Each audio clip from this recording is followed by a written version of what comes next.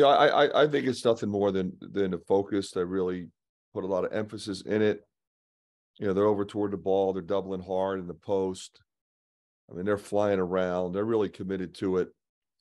And they've got really good players. They have veteran guys. They've got a great coach, and they're buying in, and they're connected. Mike? Fran, do you take pleasure when you see a team like Northwestern do what it's done? Well, I think it's different for somebody else. Like I've known Chris Collins a long time. I consider him a good friend. So I'm happy when I see somebody who I know is really good at what they do, and really get a team to connect the way they've connected. They share the ball. They understand their roles. They play defense, like Tom said, and they're aggressive, and they attack. They understand the nuances of what you have to do in close games or winning close games. So I have a respect for individuals that like Chris, and give credit to their veteran guys, Bowie and Audige and Robbie Barron, guys that are really kind of been through the wars and have figured it out. John? Obviously, Northwestern's playing with a lot of confidence. Is that something you've seen compared to the last time you saw them when they were just kind of getting back from the whole COVID thing? Well, they were 15-5 then. They were a pretty confident group then. Sure.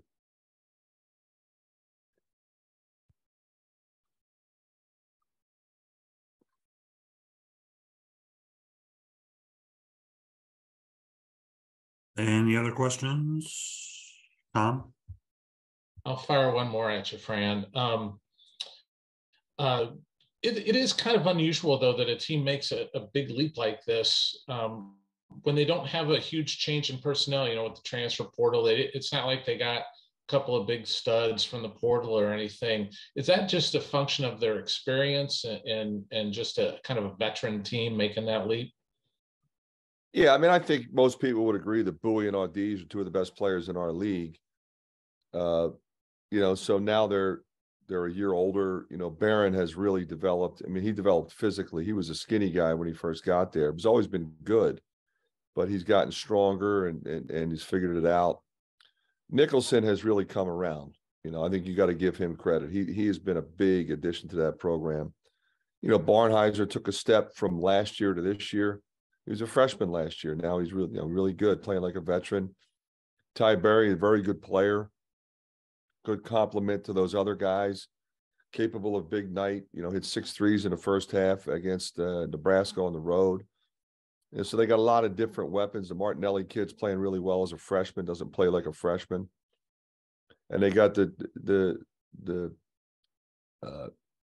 grad transfer out of the portal. He was, 5th-year guy, big, strong physical guy, which they needed because 2 guys left. So, I think they put the team together really well. John? Brent, how much in looking at Audige, you were talking about him, how much has he grown as a player in the last year, do you think?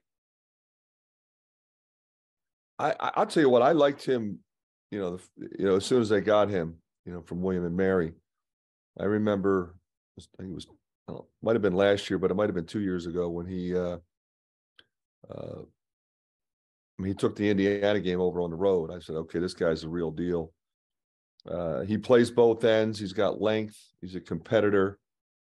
And, he's this year, I think, a real shot maker, on a consistent basis, plays with a great deal of confidence, as does Bowie. And they're coming at you to score. But they both can make plays for other people. But those guys, they're attacking you and they're trying to get buckets. And they both can score in a variety of ways. Kenny? Morning, Coach. Appreciate you taking the time to speak with us today. When I talked to Connor after the Minnesota game, he talked about the difficulties with playing on the road is, the home team is going to make a run. Sometimes it's hard to make that run back in another building. How do you as coaches simulate that adversity in practice? Is that something that you do in season, or maybe is that something that you do prior to the season? How do you go about preparing your players for the ebbs and flows of playing on the road? Yeah, I think, we try to keep it pretty consistent in terms of what our game plan is. I think you're right. I think, on the road, it's always going to be difficult. At home, sometimes you get a team down and you keep them down. And on the road, they're coming back. They typically shoot it better. They're more comfortable. So, we work on situations in practice, various scores, up, down, have to press, mix in some zone or whatever, just to help them understand, okay, we got to play fast now. Okay, we got to play slow. We're going to milk the clock, and understand time and score. I mean, do we have any timeouts? Which way is the arrow pointing? Who's in the game? Who are we fouling? Are we going to start fouling early? Certain people, we work on that stuff all the time to make sure that they know and understand, and then you just deal with it on the road at the time. You can always call timeout to stop a run if you have to. I prefer they do it themselves and understand, okay, maybe we need a longer possession now. Maybe we have a matchup that we like. But again, that just comes down to their ability to make decisions under pressure. And obviously it's always harder on the road. Okay, we'll take a couple more. Chris. Hey, Coach, I think if I'm right, the Northwestern student tickets for tomorrow sold out in like a minute.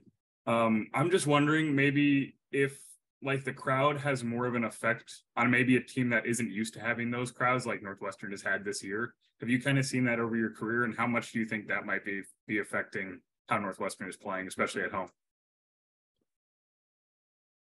They've had some good teams there. This is not the first time that there's been, big crowds there.